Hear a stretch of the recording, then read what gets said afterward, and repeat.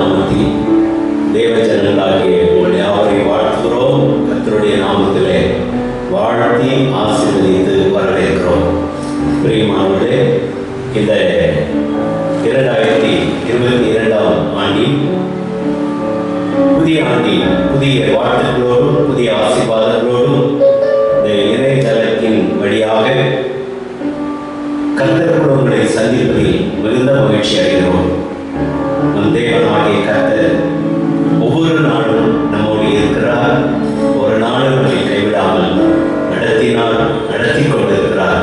இனிமேலும் அவர் நடத்துவார். இந்த மனமகிழ்ச்சினால் இந்த காலையிலே உங்களை வரவேற்று வாருங்கள், நாம் எல்லாரும் இன்று நம் தேவனாகிய கர்த்தரை தொழுது கொள்வோம், அவருடைய நாமத்தை பாடி ஸ்தோத்தரிப்போம், கர்த்தரின் சித்தத்தை அறிவோம், கர்த்தருடைய நாமத்திற்கென்று சாட்சிகளால் ஆசீர்வாதமாய் வாழும்.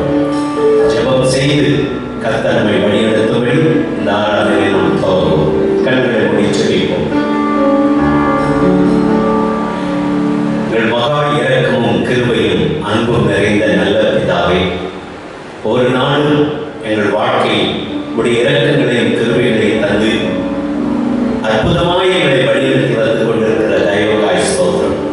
இன்றைய நாளிலும் எங்கள் தகப்பனே, எங்கள் தேவனே, எங்கள் சிருஷ்டிகரே, எங்களுக்கு எல்லாமுமாய் இருக்கிறவரே, உம்மை தொழுது கொள்ள இந்த நாளை எங்களுக்கு கொடுத்திருக்கிறதற்காய் ஸ்தோத்திரம். இப்போதும் எங்களை எல்லாரையும் பரிசுத்தமாக கர்த்தராகிய இயேசு கிறிஸ்துவின் ரத்தத்தால் எங்களை பரிசுத்தமாக்கி, பரிசுத்த ஆவியாகிய தேவன் எங்களை பரிசுத்தமாக்கி இந்த நாளின் ஆராதனை ஒவ்வொரு காரியத்திலும் கர்த்தருக்கு பிரியமாய் நாங்கள் ஆராதனை செய்ய எங்களை வழிநடத்த உடைய கரங்களை ஒப்புக் கொள்கிறோம். கர்த்தருடைய சித்தத்தையும் கர்த்தருடைய ஆசீர்வாதங்களையும் நாங்கள் பெற்று உமக்கென்று வாழ வைத்தார்.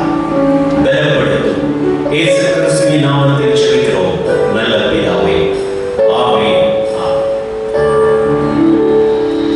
தேவனுடைய கிருபை நம் ஒவ்வொருவரோடும் கூட இருப்பதாக பிரியமானவர்களே, உங்களை வாழ்த்தி ஆண்டவர்களே, ஆண்டவருடைய நாமத்தை நாம் இணைந்து துதித்து மகிமைப்படுத்துவோம்.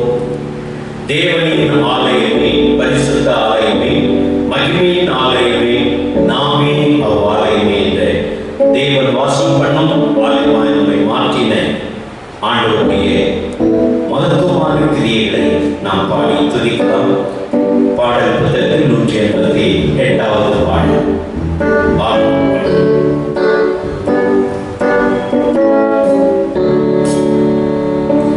தேவனின் ஆலயமே, பரிசுத்த ஆலயமே, மகிமையின் ஆலயமே, நாமே அவ்வாலயமே. தேவனின் ஆலயமே, பரிசுத்த ஆலயமே, மகிமையின் ஆலயமே, நாமே அவ்வாலயமே.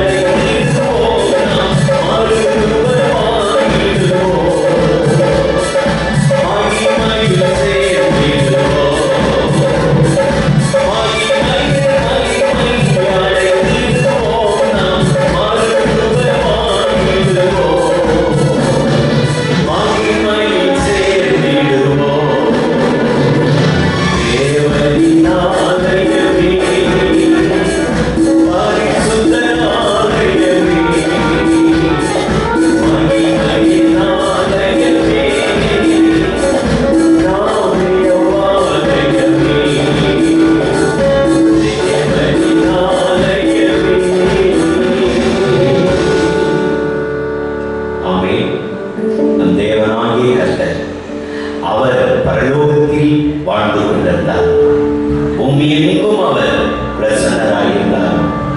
அவருடைய பிள்ளைகளாகிய உள்ளத்தில் நம்மை ஆலயமாய் மாற்றி தேவன் நமக்குள் வாசம் பண்ணி கொண்டிருக்கிறார். எவ்வளவு பெரிய பாக்கியவான்கள்! அற்புதமான அன்பு வைத்து நமக்காக ரத்தம் சிந்தி பாடுபட்டு மதித்து அவருடைய பிள்ளைகளாக மீட்டெடுத்து நம் உள்ளத்தில் வாழ்ந்து கொண்டிருக்கும் நம் தேவனை, நம்மோடு இருக்கும் ஆண்டவரை வாக்குத்தத்தங்களால் நம்முடைய வாழ்க்கையை வாக்குத்தத்தம் செய்து அவைகளை அனுபவித்து ஈடு இணையில்லாத நித்திய ராஜ்யத்தின் ஆசீர்வாதத்தை நோக்கி நம்மை வழிநடத்திக் கொண்டிருக்கும் பரிசுத்த தேவனை ஒரு சில நிமிடங்கள் கண்களை மூடியல்ல அவரோட ஸ்தோத்திரம் பண்ணி நன்றி சொல்லி ஜெபிக்கலாமா?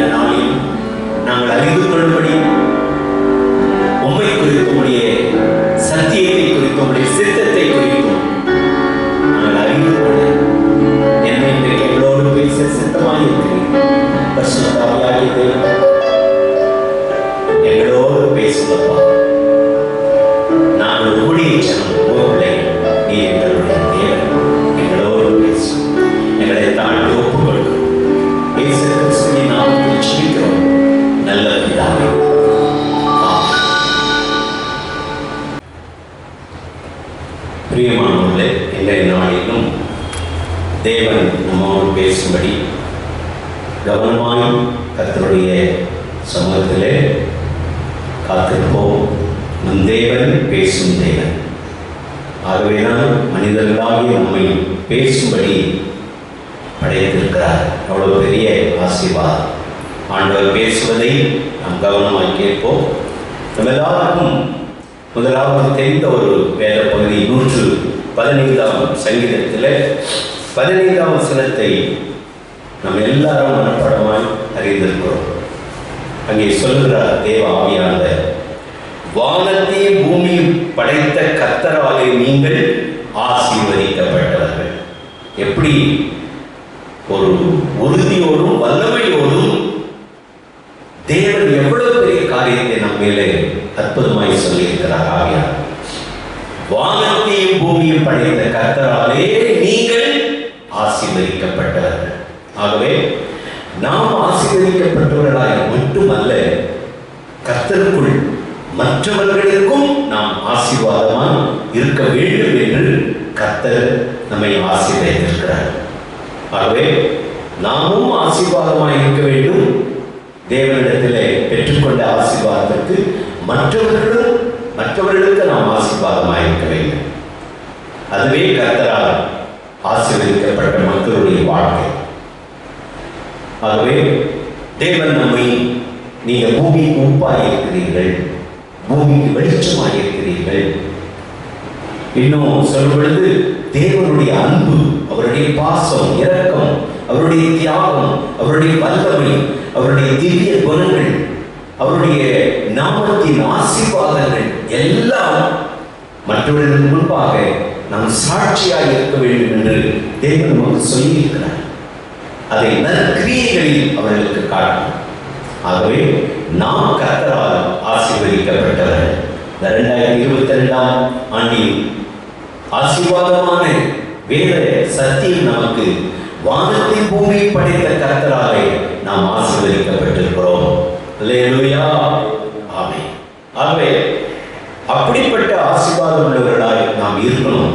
ஆனால் இன்னொரு விதத்தில் அந்த ஆசீர்வாதங்களை, தேவன் நமக்கு தந்தவைகளை எப்படி காத்துக்கொள்ள வேண்டும் அல்லது எப்படி நாம் அதை விட்டுவிடாமல் இருக்க வேண்டும் என்ற சத்தியத்தை இந்த வருடத்தின் துவக்கத்தில் இந்த இணையதளத்தின் வழியாக தேவ மக்களாகி உங்களுக்கு சொல்லுவது மிகவும் நாம் கவனித்து அதை கைக்கொள்வோம். பரிசுத்த தேவன் நமக்கு உதவி செய்வாராக. ஏசாயா தீர்க்கதரிசியின் புத்தகத்தில் 51ஆம் அதிகாரத்தை திருப்பிக் கொள்ளுங்க. ஏசாயா தீர்க்கதரிசியின் புத்தகம் 51ஆம் அதிகாரம். அதிலே முதலாவது 6ஆம் வசனத்தின் கடைசி பகுதியிலும் 8ஆம் வசனத்தின் கடைசி பகுதியிலும் நாம் வாசிப்போமேனால் தேவன் சொல்லுகிறார், உங்கள் கண்களை வானத்திற்கு ஏறிடுங்கள், கீழே இருக்கிற பூமியையும் நோக்கி பாருங்கள். வானம் புகையைப் போல ஒழிந்துவோம், பூமி வஸ்திரத்தை போல் பழசாய்ப்போம், அதன் குடிகளும் அப்படியே ஒழிந்து போவார்கள். என் ரட்சிப்போ என்றென்றைக்கும் இருக்கும், என் நீதி அற்று போவதில்லை. இதே மாதிரி புதிய பாட்டில் மத்திய 24ஆம் அதிகாரம் 25ஆம் அதிகாரங்களில் ஆண்டவர் சொல்லும் பொழுது, வானமும் பூமியும் ஒழிந்து போனாலும் என் வார்த்தை ஒழிந்து போகாது. எவ்வளவு திட்டம்! அதே போலதான் இதையும் இங்கே சொல்லுகிறார். எதை உறுதிப்படுத்தி, என் ரட்சிப்போ என்றென்றைக்கும் இருக்கும். ரட்சிப்பு என்பது எவ்வளவு மேன்மையானது! அதை 8ஆம் வசனத்தின் கடைசியில் நீங்கள் வாசிப்பீர்களேனால், நீதியோ என்னுடைய நீதியோ என்றென்றைக்கும் நிலைக்கும், என் ரட்சிப்பு தலைமுறை தோறும் இருக்கும். தேவன் என்றென்றைக்கும் அழியாமல் இருக்கும், தலைமுறை தோறும். அநேக இடங்களை வாசிக்கிறோம். நித்திய ரட்சிப்பு தேவன் நமக்கு தருகிறார். இப்ப ரட்சிப்பு என்றால் என்ன நாம் அறிந்திருக்கிறோம். இருப்பினும் ஒரு வார்த்தை நாம் சொல்றோம். ரட்சிப்பு என்றால் ஒரு மனிதனுடைய பாவ வாழ்க்கை அல்லது கடவுளுக்கு பிரியில்லாத வாழ்க்கை, அது நிமித்தம் அவனுக்கு வரும் தண்டனை அல்லது வர இருக்கும் தண்டனை, இவைகளில் இருந்து அவனை திருத்தி, அவனை சரிப்படுத்தி, நீதியான வழியில், கடவுளுடைய வழியில் அவனை மாற்றி, அவனுக்கு வர இருந்த அந்த பாவத்தின் தண்டனையிலிருந்து அவனை மீட்டெடுப்பதுதான் ரட்சிப்பு. அதைத்தான் இயேசு கிறிஸ்து நமக்கு செய்திருக்கிறார். அவர் ரட்சிப்பின் அதிபதி. என் வேதத்தில் வாசிக்கிறோம். உலகத்தை நான் ரட்சிக்க வந்தேன் என்று சொன்னார். உலக ரட்சகர் என்று வாசிக்கிறோம். ஆகவே நம்முடைய பாவங்கள் எல்லாம் மன்னித்து நம்மை பரிசுத்தமாக்கி பாவத்தின் சம்பளம் மரணம் என்ற அந்த நித்திய நரகமாகிய அடியின் தண்டனையில் நம்மை மீட்டெடுக்கவே நம்மை படைத்த தேவன் நமக்கு ரட்சிப்பை தரும்படி அவர் சிலுவையில் நமக்காக பலியானார். எந்த மனிதனுடைய பாவமும் அவனால் திருத்திக் கொள்ள முடியவில்லை. பாவத்திற்கு பரிகாரமாய் மனிதனால் எதையும் செய்ய முடியாது. அவனுக்குள் பாவம் இருந்து கொண்டே இருக்கிறது. விடுதலை விரும்பினாலும் தண்டனை வரும் என்ற ஒரு பயம் இருந்தாலும் அதை விட்டு விலக முடியாமல் இருக்கிறார். அதிலிருந்து மீட்டெடுக்கத்தான் தெய்வம் இயேசு என்ற பெயரில் இந்த பூமியிலே மனிதனாக வந்து நமக்கு ரட்சிப்பை தந்தார். 3 விதமான வசனம் வார்த்தை இருக்கிறது.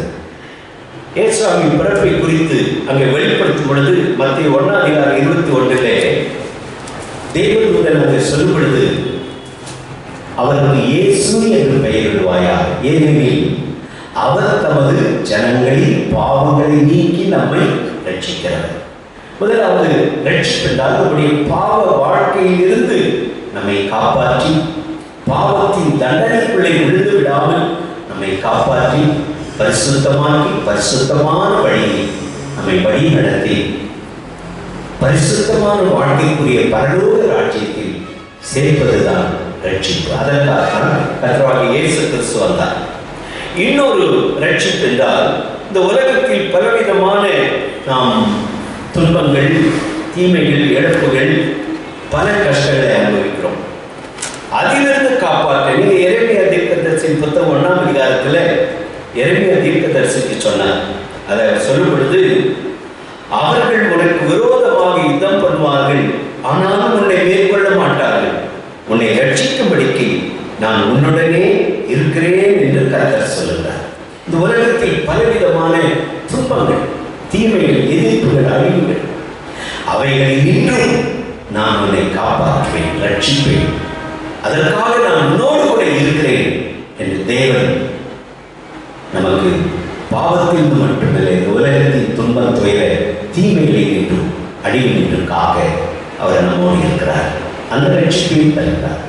3வது மத்திய சுவிசேஷத்தில் நீங்கள் வாசிக்கும் பொழுது நம்ம எல்லாரும் அறிந்த ஒரு வசனம் 24ஆம் அதிகார 11ஆம் வசனத்தில் ஆண்டவருடைய வருகை குறித்த காரியங்களை சொல்லிக் கொண்டு வரும் பொழுது பலவிதமான பரிசுத்த அன்பு குறைந்தவோ, விசுவாசம் குறைந்தவோ, ஆனால் முடிவு பரியந்தம் நிலைத்திருப்பவனே ரட்சிக்கப்படுவார். ஏன் நாம் படிச்சிருக்கொள்ள முடிவு பரியந்தம் நிலைத்திருப்பவனே ரட்சிக்கப்படுவார் என்றால் என்றென்றும் தேவாதி தேவனோடு மரணத்திற்கு பின்பு இருக்குது அல்லையா மோட்ச வாழ்க்கை, பரலோக வாழ்க்கை.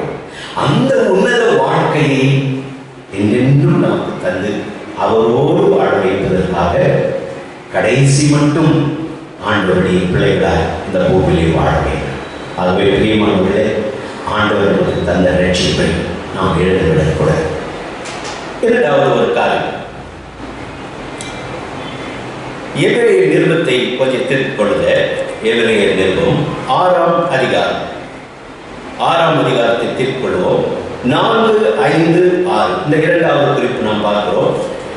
ஏனெனில் ஒரு தரம் பிரகாசிப்பிக்கப்பட்டும் பரம ஈவை ருசி பார்த்தும் பரிசுத்த ஆவியை பெற்றும் தேவனுடைய நல்வார்த்தையும் இனி வரும் உலகத்தின் பலனை ருசி பார்த்தும் அப்படின்னார். தேவன் என்றால் யார்? அவருடைய அன்பு, அவருடைய செயல், மனிதத்தின் மேல் அவர் காட்டின தியாகம், அர்ப்பணிப்பு, அவர் தேடி வந்த நோக்கம் எல்லாவற்றையும் நாம் அறிந்து தேவனுடைய அளவிடப்பட முடியாத அவருடைய ஆசீர்வாதங்களை எல்லாம் முழுவதுமாய் தெளிவாய் அறிந்தும் அனுபவித்தும் அதன் பிறகு அவரை மறுதலித்து போனால் என்று ஒரு வார்த்தை சொன்னார். இயேசு கிறிஸ்துவை தேவ பிள்ளைகளாகிய நாம் மறுதலித்து விடக்கூடாது. இந்த 2வது வார்த்தை. முதல் பகுதி இயேசு கிறிஸ்துவாகிய தேவன் நமக்கு தந்த ரட்சிப்பை நாம் இழந்துவிடக்கூடாது. 2வது இங்கே இயேசு கிறிஸ்துவாகிய நம் ஆண்டவர் தந்த அந்த ஆசீர்வாதங்களை ஆண்டவரை மறுதலித்து விடக்கூடாது.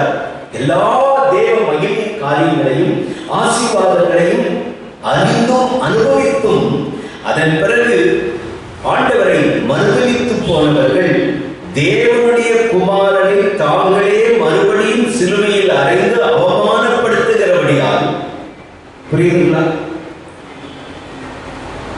ஆண்டவரை பற்றி எல்லாம் தெரிந்து ஏற்ற ஆசீர்வாதங்கள் சத்தியங்களை அறிந்தோம், மறுபடியும் அவரை மறுதலித்து விட்டு போனால் மறுபடியும் தேவகுமாரனாக இயேசுவை தாங்களே சிலுவையில் அவரை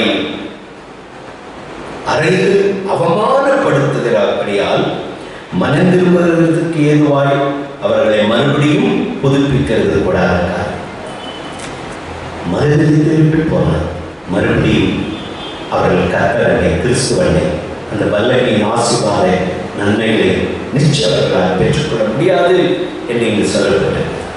இன்னும் கூட அதிலேயே இன்னொரு வார்த்தை கூட நீங்கள் வாசிங்க. அதே எபிரேயர் நிறுவனத்திலேயே 10ஆம் அதிகாரம் அற்புதமான ஒரு வார்த்தை. 10ஆம் அதிகாரம் 29ஆம் வசனம் 29. தேவனுடைய குமாரனை காலின் கீழ் விதித்து தன்னை பரிசுத்தம் செய்த உடன்படிக்கையின் இரத்தத்தை அசுத்தம் என்று எண்ணி கிருபையின் ஆவியை நிந்திக்கிறவன் எவ்வளவு கொடிதான ஆக்கினைக்கு பாத்திரவானாய் இருப்பான் என்பதை யோசித்து பாருங்கள். இயேசு கிறிஸ்து யார் என்று நமக்கு தெரிந்து அவரை நாம் புகழ்ந்து அறிந்து நீர்தான் என் தெய்வம் என்று நாம் உண்மையை அறிந்து இப்படியெல்லாம் அவர்களுக்குள்ளே வாழ்ந்தோம். அவரை விட்டு மறுதலித்து போனார். அவரை காலின் கீழ் போட்டு நாம் விதிக்கிறோம். நம்மை பரிசுத்தமாக்கும்படி தேவன் நமக்காய் சிந்திய பரிசுத்த இரத்தத்தை அசுத்தமான இரத்தம் என்று நாம் அதை எண்ணி இப்படிப்பட்ட கிருபையின் ஆவியை நிந்திக்கிறவன் எவ்வளவு கொடிதான ஆக்கினைக்கு பாத்திரவானாய் இருப்பான் என்று சிந்தித்து பாருங்கள். இன்னும் கூட அதிலேயே ஒரு வசனம் நீங்க எபிரேயரிலே நீங்கள் வாசிப்பீர்களே, ஆனால் 12ஆம் அதிகாரம் 17ஆம் வசனம் கூட இதெல்லாம் பின்மாற்ற அல்லது மறுதலிக்கிற ஒரு வாழ்க்கை. 17ஆம் வசனம்,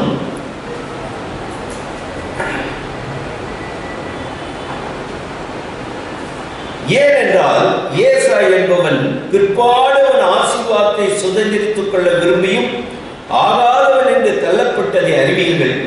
அவன் கண்ணீர் விட்டு கவலையோடு தேடியும் மனமாறுதலை காணாமல் போனான். ஆண்டவர் யார் என்பதை அறிந்து அவரை மறுபடியும் மறுதலித்து விட்டு போனான். மறுபடியும் அவன் கிறிஸ்துவுக்குள்ளாக வந்து புதுப்பிக்கப்பட்ட மறுபடியும் அவன் ஒரு உண்மை கிறிஸ்துவனாய் வாழ்வது மிக மிக மிக மிக கடினம் என்று ஆண்டவர் சொல்லியிருக்கிறார். நீங்கள் நானும் யார்? வானத்தை பூமி படைத்த கர்த்தரால் ஆசீர்வதிக்கப்பட்டவர்கள் அல்லவா? ஒருவேளை விட்டு மறுதலித்து ஆண்டவரை விட்டு மறுதலித்து அவருக்கு விரோதமாக போயிருக்கிறீர்களா?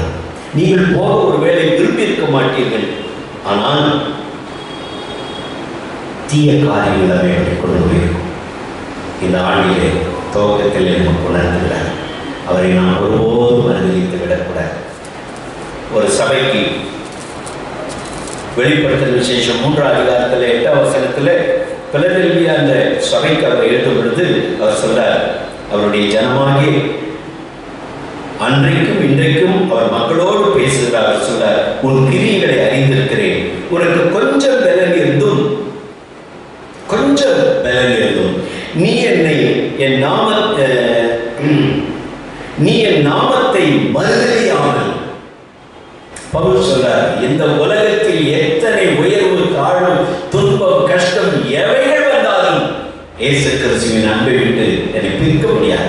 எவைகளும் கொண்டு நான் அவரை மறுதலிக்க மாட்டேன். அப்படிப்பட்ட ஒரு வைராக்கியம் உள்ள ஒரு தேவ பிள்ளையாக இருக்கணும். அதுதான் தேவ பிள்ளைகள் சொல்றார், என் நாமத்தை நீ மறுதலிக்காமல் என் வசனத்தை கை கொண்டபடினாலே இதோ திறந்த வாசலை உனக்கு முன்பாக வைக்கிறேன், அதை ஒருவரும் கூட்ட மாட்டார், ஆசீர்வதிக்கிறார். தேவ பிள்ளையே, இயேசு கிறிஸ்துவை விட்டு மறுதலித்து அவரை இழந்து விடாதீர்கள். மறுதலிப்பது மறுபடியும் அவருடைய பிள்ளைகளாக வாழ்ந்து மிக மிக மிக மூன்றாவதாக இன்னொரு வார்த்தை நாம் உங்களுக்கு சொல்ல விரும்புகிறோம்.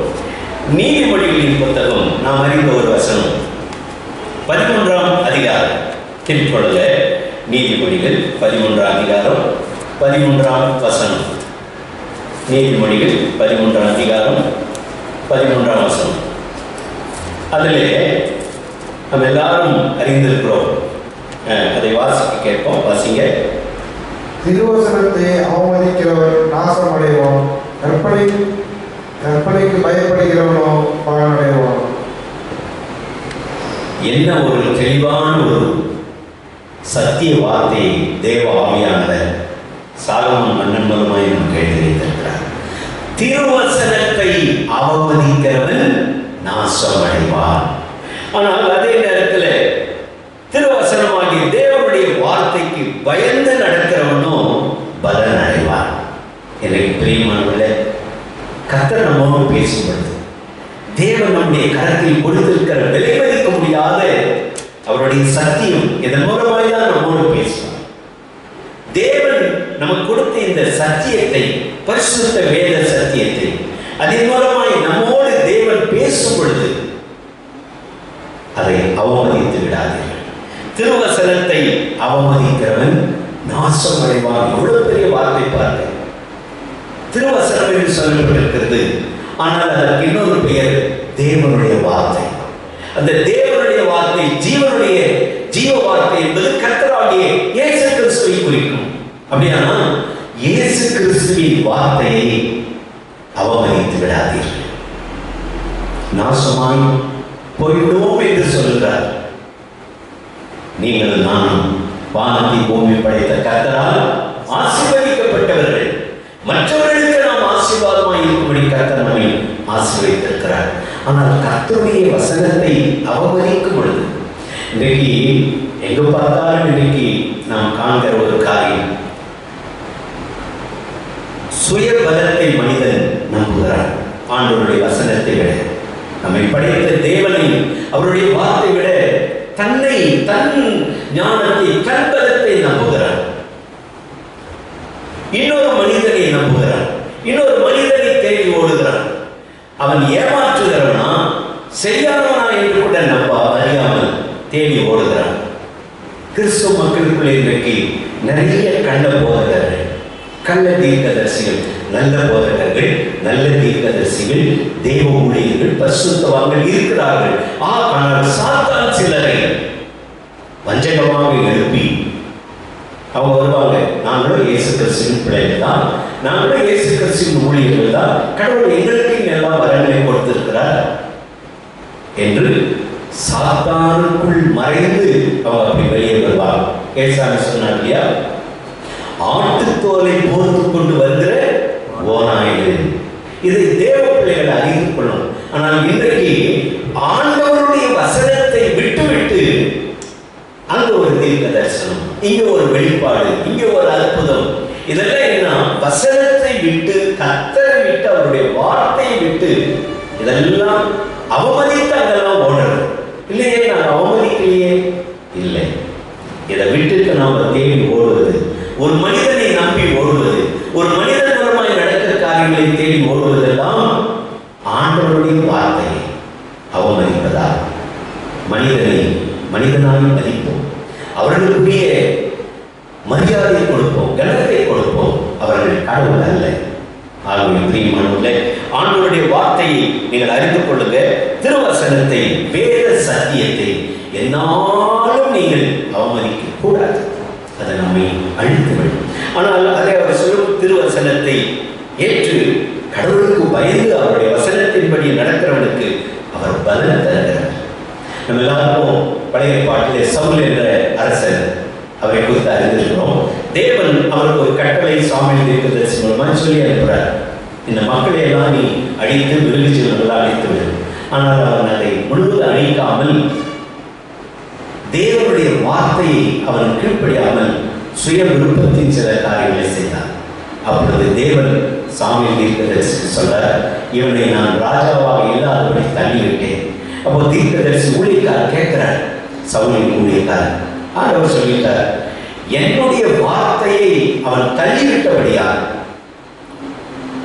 அவன் ராஜாவாயிராதபடிக்கு நான் தள்ளிவிட்டேன். யோசிப்பாரு, ஆண்டவருடைய வார்த்தையை அவன் அவமதித்தான். ஆண்டவருடைய வார்த்தையை அவமதித்தான். தேவ பிள்ளைகளே, இந்த ஆண்டின் துவக்கத்தில் உன்னை மனதில் வைத்துக் கொள்வோம். எங்கும் அல்ல, நம்மோடு பேசும் தேவன் கரங்களில் நேரத்தை கொடுத்திருக்கிறார்.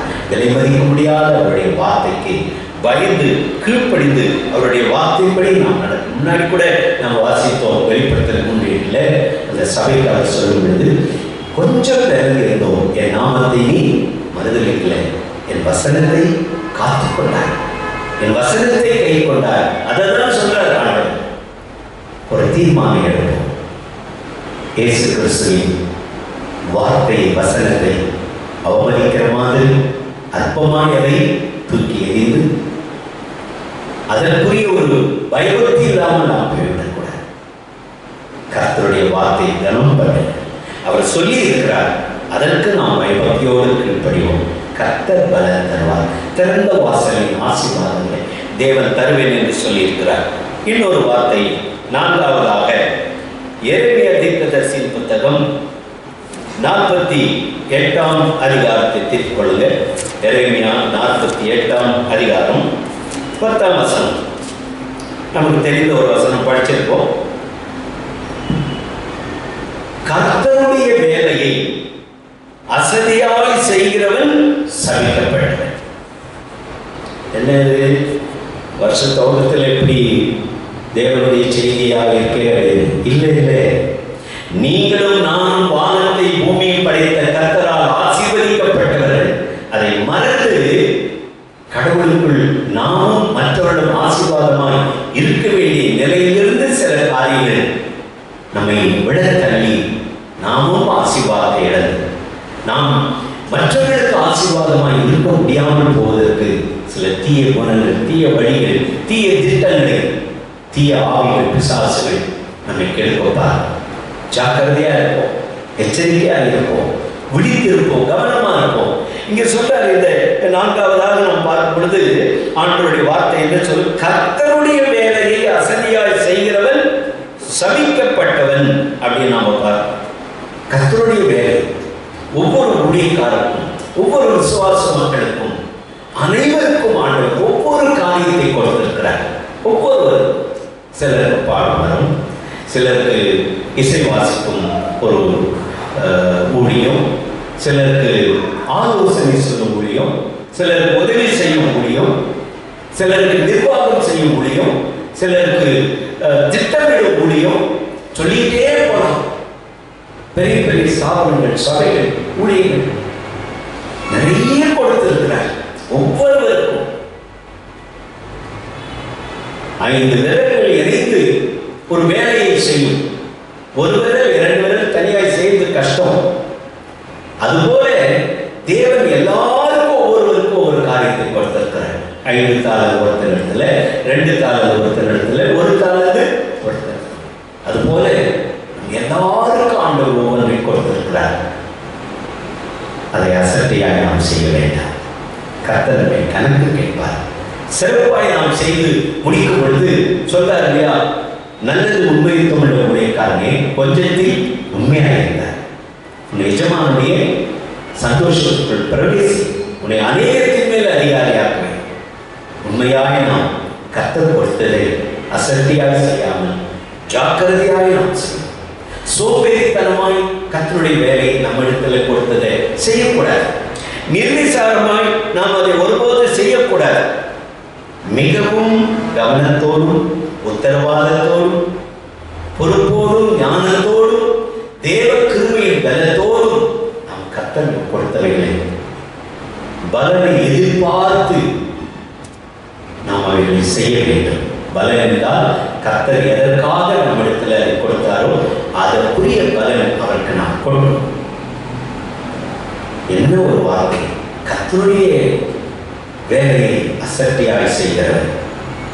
அதெல்லாம் அப்புறம் பார்த்துக்கலாம். அசட்டுன்னா பரவாயில்ல, நாளைக்கு பார்த்துக்கலாம், நாளைக்கு பார்த்துக்கலாம். இல்லை இல்லை, எந்த பொறுப்பு. ஆமென். அதற்குரிய எபிரேயர் 6ஆம் அதிகாரம் 11ஆம் வசனத்தை நாம் நாம் அதில் வாசிப்போம். ஏன்னா அதற்கென்னு ஒரு அற்புதமான ஒரு வார்த்தையை தேவன் நமக்கு அங்கே சொல்லியிருக்கிறார். எபிரேயர் 6ஆம் அதிகாரம் 11ஆம் வசனம். 6:11 நீங்கள் அசதியாயிராமல் வாக்குத்தத்தமான ஆசீர்வாதங்களை விசுவாசத்தினாலும் நீடிய பொறுமையினாலும் சுதந்திரித்துக் கொள்ளுகிறவர்களை பின்பற்றுகிறவர்களாயிருங்கள். வாக்குத்தத்தம் அனைத்து நமக்கு ஆசீர்வாதமான அதை பெற்றுக்கொள்ளும். நமக்கு தான் ஆண்டவர் கொடுத்திருக்கிறார். வேதத்தில் வாக்குத்தத்தமான ஆசீர்வாதங்களை நிறைய பேர் பெற்று அனுபவித்தார்கள். சிலர் எழுந்து போனார்கள். காரணம் என்ன தெரியுமா? அசதியாய் தேவன் கொடுத்த வேலை, தேவன் கொடுத்த வாக்குத்தத்தத்தில், தேவன் நிறைவேற்ற சொன்னவைகளில் அசதியாய் இருந்துட்டான். ஆகவே அசதியாய் இல்லாமல் தேவ காரியத்தில் எப்படி இருக்கணும்? ஜாக்கிரதையாய். அப்போ ஆண்டவர் நிச்சயம் அதற்கான பலனை நமக்கு தருவார். இறுதியாக 5ஆவதாக ஒரு வார்த்தை. எரேமியா தீர்க்கதரிசியின் புத்தகம் 2ஆம் அதிகாரம் 32ஆம் வசனத்தை ஒருவர் எடுத்துக்கொள்வோம். எரேமியா தீர்க்கதரிசியின் புத்தகம் 2ஆம் அதிகாரம் 32ஆம் வசனம் எடுத்துக்கொள்வோம். பாருங்க, 5ஆவதாக இப்போ நாம் பார்க்கிற ஒரு காரியம், ஒரு பெண் தன் ஆபரணத்தையும் ஒரு மனவாட்டி தன் ஆடைகளையும் மறப்பாளோ. எப்படி ஆண்டவர் நமக்கு புரிகிற மாதிரி தெளிவா எல்லா காலத்துக்கும் புரிகிற மாதிரி, ஒரு பெண் தன் ஆபரணத்தை, ஒரு மனவாட்டி திருமணத்திற்குரிய ஒரு பெண் மனப்பெண்ணுக்குரிய ஆடை மறந்து விட்டாவோ மனமேல் வர முடியுமா? அப்படி சொல்ற மறப்பாளோ? மறக்க மாட்டா இல்லையா? அப்புறம் சொல்ல, என் ஜனங்களோ எண்ணி முடியாத நாட்களாய் என்னை மறந்துவிட்டார். எவ்வளவு வேதனையா சொல்றார், எவ்வளவு வேதனையா. தேவ ஜனமே, கர்த்தருடைய பிள்ளைகளே, கர்த்தர் உங்களை நேசிக்கிறார். அவர்தான் நம் எல்லாருக்கும் வேண்டியதை கொடுக்கிறார். நாங்கள் ஆண்டவர் உங்களை நேசிக்கிறார். ஆண்டவர் உங்களுக்கு வேண்டிய கிருபைகளை தருகிறார். உங்களை கைவிட மாட்டார் என்ற அவருடைய சத்தியத்தை நாங்கள் உங்களுக்கு சொல்லுகிறார். நம்ம எல்லாரையும் அவர் தான் நேசிக்கிறார். அவருடைய வார்த்தையை நாங்கள் உங்களுக்கு சொல்லுகிறோம். உங்களுக்கு மட்டுமல்ல, நம்ம எல்லாருக்கும் அவருடைய வார்த்தை தான். அவர் சொல்லும் பொழுது சொல்ற வேதனையான ஒரு வார்த்தை, என் ஜனங்களோ எண்ணி முடியாத நாட்கள், சொல்லவே முடியல, இத்தனை நாள் இத்தனை மாசம் என்னை மறந்து விட்டார். நீங்கள் நானும் வானத்தை பூமி படைத்த கர்த்தரால் ஆசீர்வதிக்கப்பட்டவர். நான் ஆண்டவரை மறந்திருக்கிறோம். மறந்துட்டீங்களா? இயேசு கிறிஸ்துவை மறக்க வேண்டாம்.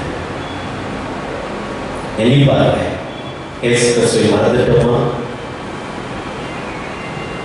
ஆனால் வேதத்தில் இன்னும் கூட ஒரே ஒரு வார்த்தை உங்களுக்கு புரிஞ்சு கொள்ள ஒரு வசனத்தை சொல்றேன்.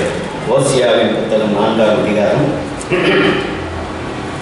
ஓசியாவின் புத்தகம் 4ஆம் அதிகாரம் 6ஆம் வசனம் பாருங்க. என் ஜனங்கள் அறிவில்லாமையினால் சந்தாரமாகிறார்கள். நீ அறிவை வெறுத்தாய், ஆகையால் நீ என் ஆசாரியனாய் இராதபடிக்கு நானும் உன்னை வெறுத்து விடுவேன். நீ உன் தேவனுடைய வேதத்தை மறந்தாய், ஆகையால் நானும் உன் பிள்ளைகளை மறந்து விடுவேன். இது பிரத்யேகமாக ஊழியர்களுக்கும் சகல தேவ மக்களுக்கும் சொல்லப்பட்ட ஒரு வார்த்தை. முக்கியமாக ஊழியர்களுக்கும் எல்லா மக்களுக்கும் அவர் சொல்ல, என்னை மறந்துட்டேன், என்னுடைய வார்த்தையை மறந்துட்டேன், என்னை குறித்த அறிவே இல்லாமல் போயிடுச்சு, என் வார்த்தையை மறந்து விட்டார். அவர் சொல்றாரு, உன் தேவனுடைய வேதத்தை மறந்தார். வேத நாயகனாம் இயேசு கிறிஸ்து. ஆகவே அவர் சொல்லும் பொழுது, அதனால நான் உன்னை தள்ளிப்பேன் என்று சொல்ல, ஆகையால் நானும் உன் பிள்ளைகளை மறந்து விடுவேன். நீ என்னை மறந்ததினா நான் உன்னை மட்டும் உன் பிள்ளைகளையும் மறந்துடுவேன்.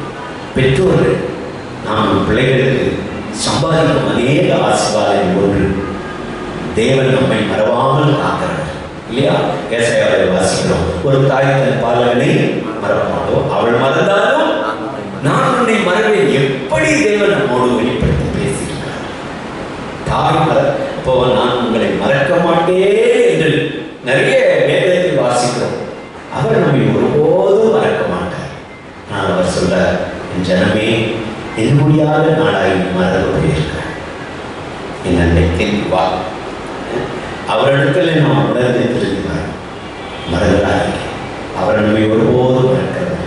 ஆனால் நாம் மறந்துட்டு அவர் சொல்ல, என்னை மறந்ததுனால உனக்கு மட்டும் தண்டனை இல்லை, உன் பிள்ளைகளை நானும் மறந்துடுறேன். எவ்வளவு பெரிய ஒரு கஷ்டத்திற்குள்ளாக நம் பிள்ளைகளை மாற்றிவிடுறோம். ஆகவே பிரியமானவர்களே, நாம் இந்த பூமியிலே வானத்தை பூமி படைத்த கர்த்தரால் ஆசீர்வதிக்கப்பட்டவர் என்பதை மறந்துடார். அவர் நம்மை மறக்கவில்லை, அவர் நம்மோடு இருக்கிறார். ஆகவே இந்த பூமியிலே மனிதர்களை உரிய காரியங்களில் மற்றவர்களுக்கு ஆசீர்வாதமாக இருக்கிற நிலையை நாம் இழந்து ஒருத்தருக்கு ஒருத்தர் படி சொல்றது, குறை சொல்றது, ஒருத்தர் ஒருத்தர் இழிவா பேசுறது, ஒருத்தர் ஒருத்தர் அவமானப்படுத்துறது, ஒருவருடைய வாழ்க்கையில் முன்னேற்றத்தில் பொறாமை கொள்றது, தடை செய்யறது, சாவு விடுறது, இதெல்லாம் வானத்தை பூமி படைத்த கர்த்தரால் ஆசீர்வதிக்கப்பட்ட பிள்ளைகளுடைய வேலையும் எண்ணங்களும் செயல்களும் அல்ல. நாம் மற்றவர்களுக்கு ஆசீர்வாதமான தீமையானவர்களால் தூக்கி இந்த வருடத்தின் அற்புதமான வாக்குத்தத்தம் 2 ராஜாக்கள் 18ஆம் அதிகாரம் 7ஆம் வசனத்தில் வாசிக்கிறோம். கர்த்தர் எசேக்கியாவோடு இருந்தார். ஆகவே அவர் போகிற இடமெங்கும் அவனுக்கு அனுகூலமாயிற்று. கர்த்தர் கூட இருந்தார். எண்ணி பாருங்க, தேவன் இயேசு கிறிஸ்து நமக்கு தந்த ரட்சிப்பை இழந்து விட்டு இருக்கிறோமா? இயேசு கிறிஸ்து நமக்கு தந்த ரட்சிப்பை இழந்து விடாதீர்கள். இயேசு கிறிஸ்துவாகிய ஆண்டவர் நமக்கு கொடுத்த காரியங்களில் இயேசு கிறிஸ்துவை மறுதலித்து விட்டு பின்வாங்கி போய்விடாதீர்கள். நீங்க எப்படி இருக்கிற எண்ணிப்பார், இயேசு கிறிஸ்துவனுடைய சத்திய வார்த்தையை அசட்டையாக எண்ணி விடாதீர்கள். அந்த வார்த்தைக்கு பயந்து கீழ்ப்படிந்திருப்போம். இயேசு கிறிஸ்து நமக்கு கொடுத்த வேலையை ஒவ்வொருவரும் கொடுத்ததை அசட்டையாய் அற்பமாய் விட்டுவிடாமல் பொறுப்போடு கவனத்தோடு தேவன் அங்கீகரிக்கிறது விதத்தில் நம்மை செய்வோம். இயேசு கிறிஸ்துவாகிய ஆண்டவரை ஒருபோதும் மறவாமல் அவருடைய வழிகளை நாம் நடக்கும். ஆமென். அப்பொழுது இந்த வருடத்தில் நமக்கு ஒரு அற்புதமான வார்த்தை தேவன் உணர்த்தி கொடுத்தார். எசேக்கியாவோடு கர்த்தர் இருந்தார்.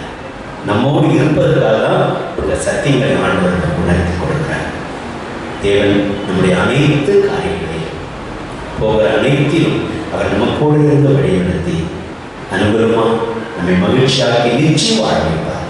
கேட்ட வார்த்தைகளின்படி ஆராய்ந்து பாருங்கள், கவனியுங்கள், சிந்தியுங்கள், சோதித்து பாருங்கள். எங்கே நாம் இந்த காரியங்களை இயேசு கிறிஸ்துவின் காரியங்களுக்கு விலகிட்டோமோ செயல்படுத்திக் கொள்வாங்க. இல்லாவிட்டால் அவைகள்லாம் நமக்கு சாபமாகிவிடும், அழிவி தந்துடும். பறக்க நாம் யார்? வானத்தை பூமி படைத்த கர்த்தரால் ஆசீர்வதிக்கப்பட்டவர். மற்றவர்களுக்கு நாம் ஆசீர்வாதமாய் இருக்கும்படி தேவனால் ஆசீர்வதிக்கப்பட்ட அந்த இடத்தை விட்டு நாம் கீழே இறங்கி வரக்கூடாது. ஆனால் இந்த தியானித்த காரியம்லாம் நம்மளுடைய கீழே இருக்கு, கீழே வரக்கூடாது. அவரோடு இருந்து நாம் ஆசீர்வாதமாய் மற்றவர்களுக்கும் ஆசீர்வாதமாய் இருக்க வேண்டும். பரிசுத்த ஆவியாகிய தேவன் அப்படி நம்மை பரிசுத்தமாக்கி நம்மோடு இருந்து நம்மை ஒவ்வொரு நாளும் வழி நடத்துவாராக. ஆமென். பிதாவே, ஸ்தோத்திரம், ஸ்தோத்திரம். தேவனுடைய வார்த்தைகளுக்காக ஸ்தோத்திரம். பிரியமானவர்களே, இயேசுவே நமது சத்திய தேவன். அவர் நமக்கு அருளிய வேதமே நமக்கு சத்தியம். நமக்கு எல்லாருக்கும் என்ன வேதம் தெரியுமா? சத்தியவான்கள், எவனும் என் சத்தம் கேட்கிறாங்க. ஆகவே அப்படிப்பட்டவர்களாய் வாழ்வோம். பாடல் புத்தகத்தில் 44வது பாடல், சத்திய வேதம் பக்தரின் கீதம், சுத்தர்கள் போகும் பாதையின் தெய்வம். பாடல் புத்தகத்தில் 2 சரணம் பாடும், 4ஆம் சரணமும் 6ஆம் சரணம். உள்ளம் உறுதி கள்ளம் கபடெல்லாம் அகற்றும். உள்ளம் உரிக்கும் உறுதி அளிக்கும் கள்ளம் கபடெல்லாம் அகற்றும். கரைந்து கொள்ளும் கரைகள் போகும் கனமழைய பணி நடக்கும். கரைந்து கொள்ளும் கரைகள் போகும் கனமழைய பணி நடக்கும். சத்திய வேதம் பக்தரின் மீதம் சுத்தர்கள் போகும் பாதையின் தீபம் உத்தமமாய் காட்டும். சத்திய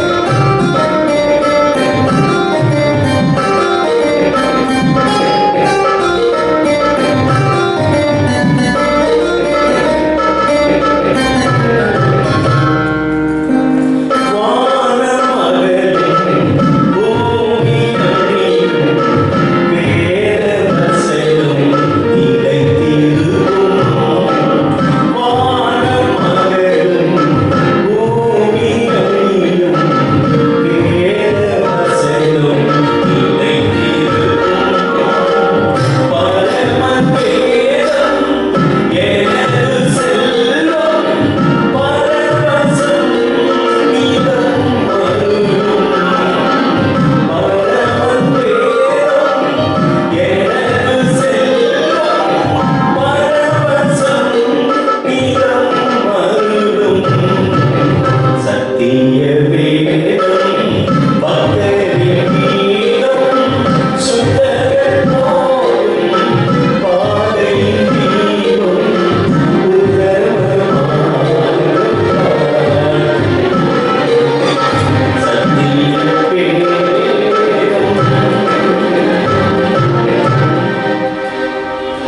கண்களை மூடுவோமா?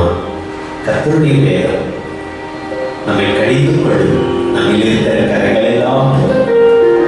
அதன் பிறகு நம்மை கனமுடைமை உயர்த்தும் ஆசீர்வதிக்கும். அதனாலதான் நம்மை கடித்துக் கொள்ளும். நம்மில் இருக்கிற கரைகளெல்லாம் போகக்கூடியது கர்த்தருடைய வார்த்தை. கர்த்தருடைய வார்த்தைக்காக நம்ம எல்லாரும் ஒரு நிமிஷம் கர்த்தரை ஸ்தோத்திரிப்போமா? தேவனையுடைய பரிசுத்த வார்த்தைகளுக்காக ஸ்தோத்திரம். தேவனையுடைய பரிசுத்த வார்த்தைகளுக்காக ஸ்தோத்திரம். தேவனையுடைய ஜீவ வார்த்தைகளுக்காக ஸ்தோத்திரம். ஸ்தோத்திரம், ஸ்தோத்திரம், ஸ்தோத்திரம், ஸ்தோத்திரம். இறுதி சுடத்தை பாஸ்டர் ஜிம் சார்லஸ் அவர்கள் செபித்து நாம் ஆசீர்வாதத்தோடு முடிப்போம். எங்கள் தேவனாகிய கர்த்தாவே, உம்முடைய நாமத்திற்கே நாங்கள் நன்றி சொல்கிறோம் ஐயா. எவ்வளவு பெரிய ஒரு ஆசீர்வாதம் உடைய நாமத்தை நாங்கள் அறிந்திருப்பது, நீ எங்களை தெரிந்து கொண்டது ஏசப்பா. உமக்கே நாங்கள் எல்லா துணியும் கணத்தையும் பையன் நாங்கள் செலுத்துகிறோம் ஆண்டவரே. விசேஷமாக இந்த நாளிலே நாங்கள் எல்லாரும் ஒருமனப்பட்டு உடைய நாமத்தை நாங்கள் ஸ்தோத்திரிக்க, துதிக்க, ஆராதிக்க, இந்த சத்தியத்தை கேட்க தேவனை தந்தை ஒரு வேலைக்காக நாங்கள் நன்றி சொல்கிறோம் ஐயா. யார் யாரெல்லாம் இணைந்து இந்த நாளிலே ஆண்டவரை ஆராதித்தார்களோ, அதுவே இந்த காணொலியை பார்த்தார்களோ, ஏசப்பா வானத்தையும் பூமியும் உண்டாக்கின எங்கள் தேவனாகிய கர்த்தர் தாமே எங்களை ஆசீர்வதித்திருக்கிறீர். அந்த ஆசீர்வாதத்தை உணர்ந்தவர்களால் இன்னும் அதிகமாய் கர்த்தருக்குள்ளே நாங்கள் பெறப்பட நாங்களாகிய கர்த்தரின் கிருபை தருவீராக சுவாமி. கிருபை தாரும் சுவாமி. விசேஷமாக ஆண்டவரே நாங்கள் கேட்ட சத்தியத்திற்காக நமக்கு ஸ்தோத்திரம். கர்த்தருடைய ரட்சிப்பு எவ்வளவு ஆழமானது, கர்த்தருடைய ரட்சிப்பானதை எவ்வளவு கர்த்தாவை உயர்ந்தது. அந்த ரட்சிப்பை கர்த்தர் எங்களுக்கு தந்திருக்கிறீர். அன்றே நாங்கள் கேட்டது போல அன்றைய ரட்சிப்பிலே கர்த்தாவை நாங்கள் வளர்ந்து பலன் கொடுக்க கிருபை தாரும் சுவாமி. ஆண்டவராகிய கர்த்தர் ஏசப்பா எதிர்பார்க்கிற ஆண்டவரே அந்த நன்மைகளை கர்த்தாவை எங்களுடைய வாழ்க்கையை நாங்கள் செய்ய ஆண்டவரே கிருபை தாரும் ஐயா. நாங்கள் ஒரு நாளும் ஆண்டவரே நாங்கள் அசட்டை பண்ணாதபடிக்கு வேத வசனத்தை கர்த்தாவை உண்மையாய் பின்பற்ற கிருபை தாரும். ஒருவேளை எங்களுக்குள்ளே ஆண்டவரே சோர்வுகள் இருக்குமானால், பலவீனங்கள் இருக்குமானால், கஷ்டங்கள் இருக்குமானால், பின்மாற்றங்கள் இருக்குமானால், ஆண்டவராகிய இயேசு கிறிஸ்துவின் நாமத்தினாலே எங்களை கர்த்தர் மாற்றி ரட்சித்து அடுத்த ரட்சிப்பின் பாதைகளிலே கர்த்தர் தொடர்ந்து எங்களை நடத்துகிறாங்க. யார் யாரெல்லாம் இதை பார்த்துக் கொண்டிருக்கிறார்கள், ஒருவேளை இந்த வேலையை ஜெபித்து கர்த்தாவை என்னை மாற்றும், அதில் நான் தவறிவிட்டேன் என்று சொல்லி யாரெல்லாம் உணர்கிறார்களோ ஆண்டவராகிய இயேசு கிறிஸ்துவின் நாமத்தினாலே அன்றே இந்த நாளிலே தொடர்பட்டிருக்க கிருபை தாருமையா. இந்த வேலையிலே தேவனாகிய கர்த்தர் தாமே அவருடைய வாழ்வை கர்த்தரை மாற்றுங்க. நாங்கள் தியானித்தது போல அன்றே உண்மையாய் கர்த்தருடைய வசனத்தை நேசித்து யார் அன்றே உண்மையாய் நடக்கிறார்களோ அவருடைய கர்த்தர் வேண்டிய எல்லா பலன்களையும் கர்த்தரை தருகிறார் என்று சொல்லி பார்த்தோமே. அப்படியாக ஆண்டவரே சுவாமி இயேசு கிறிஸ்துவின் நாமத்தினாலே அன்றே எல்லாரும் அன்றே தேவனுடைய பலன்களினாலே நிரப்பப்பட ஆண்டவராகிய கர்த்தரின் கிருபை தருவீராக. தொடர்ந்து கர்த்தரை வழிநடத்தும், எங்களை ஆசீர்வதியும். ஆண்டவராகிய இயேசு கிறிஸ்துவின் நாமத்திலே ஜெபிக்கிறோம் எங்கள் ஜீவனுள்ள நல்ல பிதாவே. ஆமென். என் ஆத்துமாவே கர்த்தரை ஸ்தோத்திரி, என் முழு உள்ளமே பரிசுத்த நாமத்தை ஸ்தோத்திரி.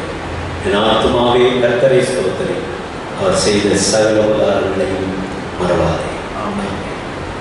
நம்முடைய கர்த்தராகிய இயேசு கிறிஸ்துவின் கிருபையும் பிதாவாகிய தேவனுடைய அன்பும் பரிசுத்த ஆவியானவருடைய ஐக்கியமும் ஆசீர்வாதமும் பாதுகாப்பு வழிநடத்தலும் நம் அனைவரோடும் சகல பரிசுத்தவான்களோடும் இன்றும் என்றும் சதா காலங்களிலும் இருப்பதாக.